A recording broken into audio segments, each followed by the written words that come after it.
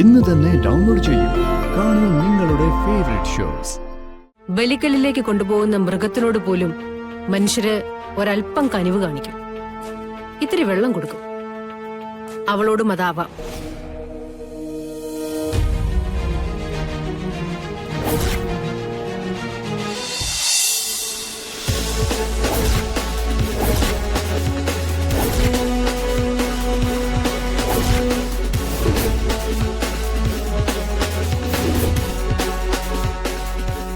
ഇതിനിടയിൽ ഇവരെങ്ങോട്ടാ പോയത്? ഇനി എങ്ങനെ അവളുടെ ഓഫീസ് ഒന്ന് കണ്ടുപിടിക്കുക? കഷ്ടമായി പോയല്ലോ.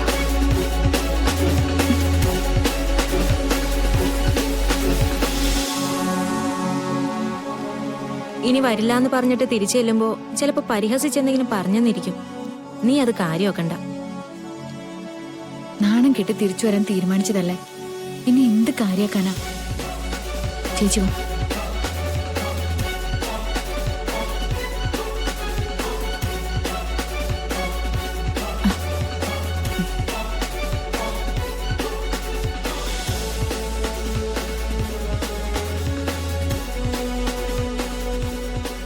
വരണ്ടാന്ന് തന്നെ ഇരുന്ന് ഉള്ള തീരുമാനം. ഞാനും ഗോപാലേട്ടനും കൂടി ഒരുപാട് നിർബന്ധിച്ചിട്ടാ തീരുമാനം മാറ്റിയത്. കൃഷ്ണ, നിന്റെ അമ്മയ്ക്ക് വേണ്ടി നീ ചെയ്യുന്നത് ഒരു വലിയ കാര്യമാണ്. നിന്റെ അമ്മയുടെ ജീവനോളം അതിന് വിലയുണ്ട്. അതിനിടയിൽ വരുന്ന ചെറിയ ചില സംസാരങ്ങൾ കേട്ടില്ലെന്ന് നടിച്ചാ മതി, ഒരു പ്രശ്നവും ഇല്ല.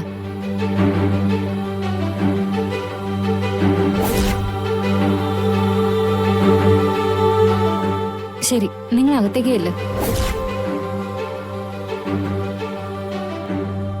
നിക്ക്.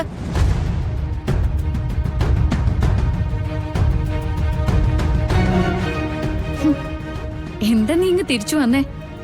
ഇനി ഒരിക്കലും ഇങ്ങോട്ട് തിരിച്ചു വരില്ല എന്ന് പറഞ്ഞിട്ടല്ലേ മേഡം ഇറങ്ങിപ്പോയത്? എന്നിട്ട് എന്ത് പറ്റി?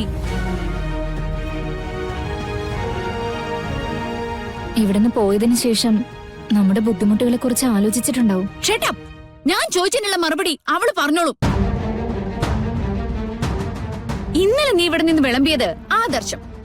ഇപ്പൊ നീ തിരിച്ചു വന്നത് എന്റെ മമ്മി നൽകുന്ന നക്കാപ്പിച്ചയോടുള്ള ആർത്തി അല്ലടി?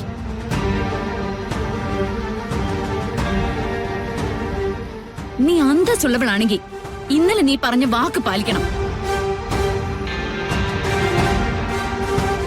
നിനക്ക് എന്റെ മമ്മി തന്ന പണം മുഴുവനും മമ്മിയുടെ അക്കൗണ്ടിലേക്ക് തിരിച്ചെത്തണം. എന്നിട്ട് നീ ഗുഡ് ബൈ പറഞ്ഞിട്ട് പോ. അപ്പൊ നിന്നെ ഞാൻ അംഗീകരിക്കാം.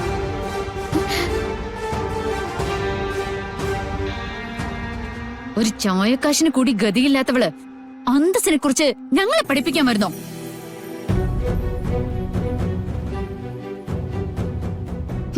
നീ എന്നടി മുഖത്തേക്ക് നോക്കാത്തെ?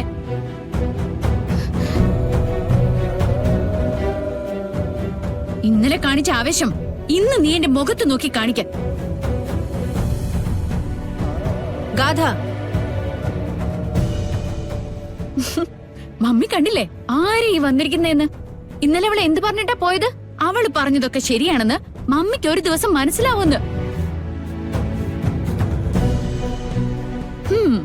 മനസ്സിലായിട്ടുണ്ടോന്നറിയാൻ തിരിച്ചു വന്നതായിരിക്കും അവള്. കുപ്പയിലെ മാണിക്യം. നിന്റെ ശരിക്കുള്ള പ്രശ്നം എന്താണെന്നറിയോ? നിനക്ക് എന്നോട് തോന്നുന്ന അസൂയ, എന്റെ സൗകര്യങ്ങൾ കണ്ടിട്ടുള്ള ഭ്രാന്ത്,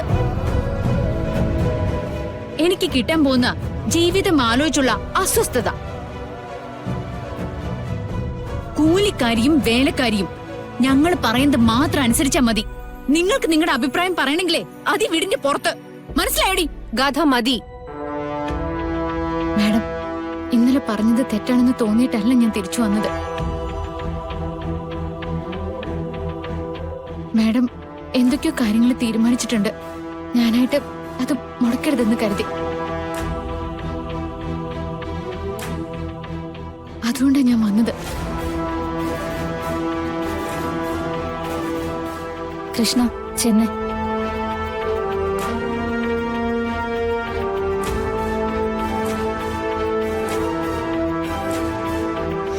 മമ്മി, വിവാഹം കഴിഞ്ഞാല് അവളെ പാമ്പ് കൊത്തി കൊല്ലുന്നുള്ളത് ശരിക്കുള്ളതാണോ? അതെ. എങ്കിലത് എത്രയും പെട്ടെന്ന് നടക്കണം. അവള് ചത്തു കിടക്കുന്നത് എനിക്ക് കാണണം. മോളെ, ബലിക്കലിലേക്ക് കൊണ്ടുപോകുന്ന മൃഗത്തിനോട് പോലും മനുഷ്യര് ഒരല്പം കനിവ് കാണിക്കും. ഇത്തിരി വെള്ളം കൊടുക്കും. അവളോടും അതാവാം.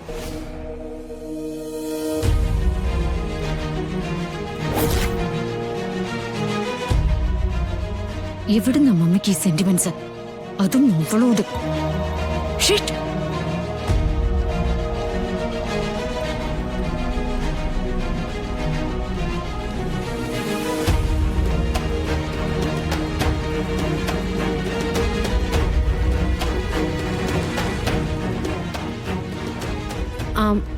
അതെ, ഇവിടെ ഈ പെൺകുട്ടികളൊക്കെ ജോലി ചെയ്യുന്ന ഒരു ഓഫീസുണ്ടോ?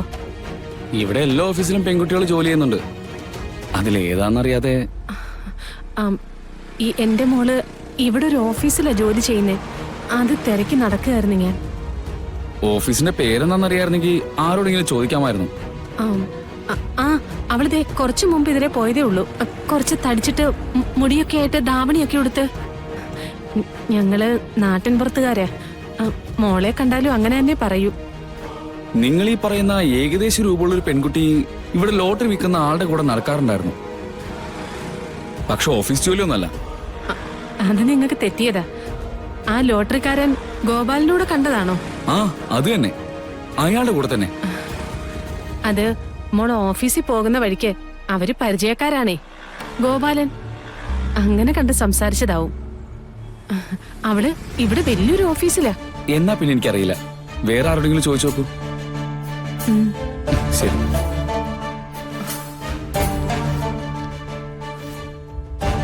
ആരോടാ ചോദിക്ക?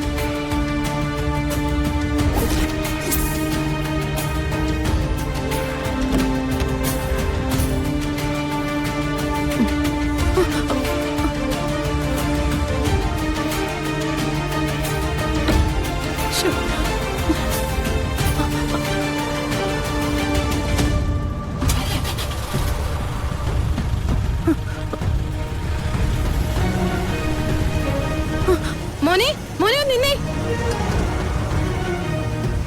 മോനെ.